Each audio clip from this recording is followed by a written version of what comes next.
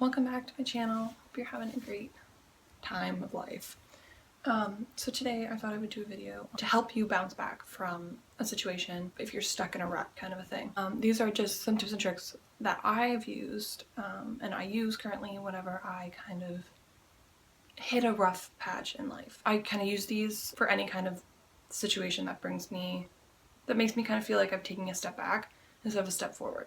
And so that could be like getting a poor mark on a test, having an argument with a friend, a job situation, any kind of thing like that, or even just waking up and having every single thing go wrong. Here are my tips on how to bounce back.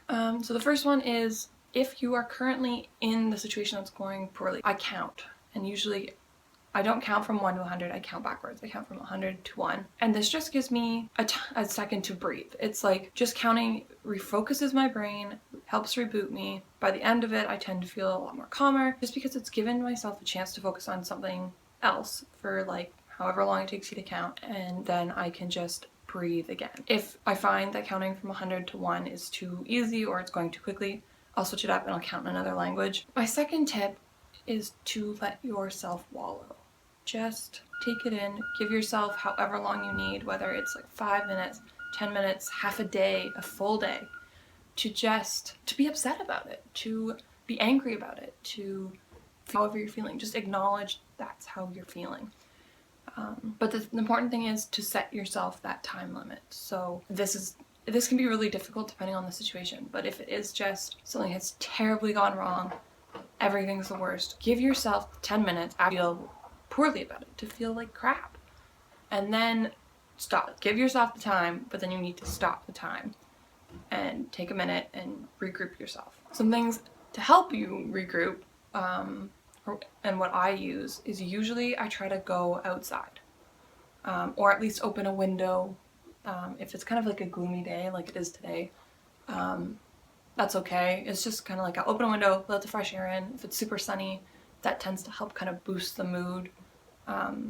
Go for a walk, maybe just, even go stand outside for a couple seconds and come back in. I just find that being outside really helps me bounce back. Music's another big tool. I definitely use this on like the next day. So say my setback was on a Monday, on Tuesday morning I'll start the music routine that I have.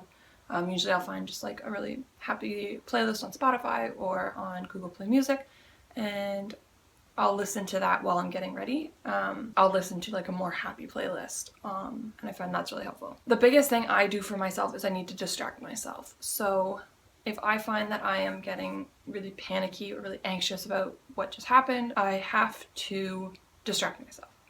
And the way I usually do that is either by reading a book, coloring, or watching like complex YouTube videos, kind of like makeup tutorials that require some concentration. I try to pick things to distract myself that don't allow me to think about things outside. It's very, very difficult, for me anyways, to scroll through my Instagram feed and read a book at the same time.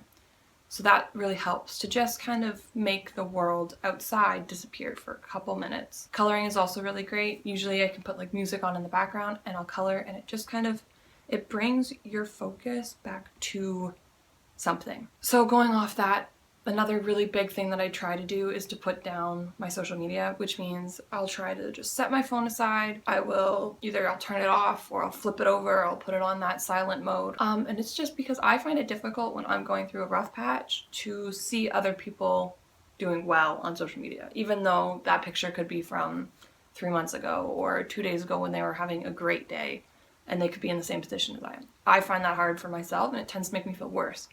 So I just try to put up a little bit of a barrier just to protect myself while I'm bouncing back. Another thing you can do is to stretch. Stretching helps. So just doing those stretches you learned in gym class in like grade 7 and 8, when you sit on the floor and you try to touch your toes, or you put your arm behind your head and you pull on your elbow a little bit, or, sticking your hands and going like this, just kind of like any sort of movement like that tends to help me calm down.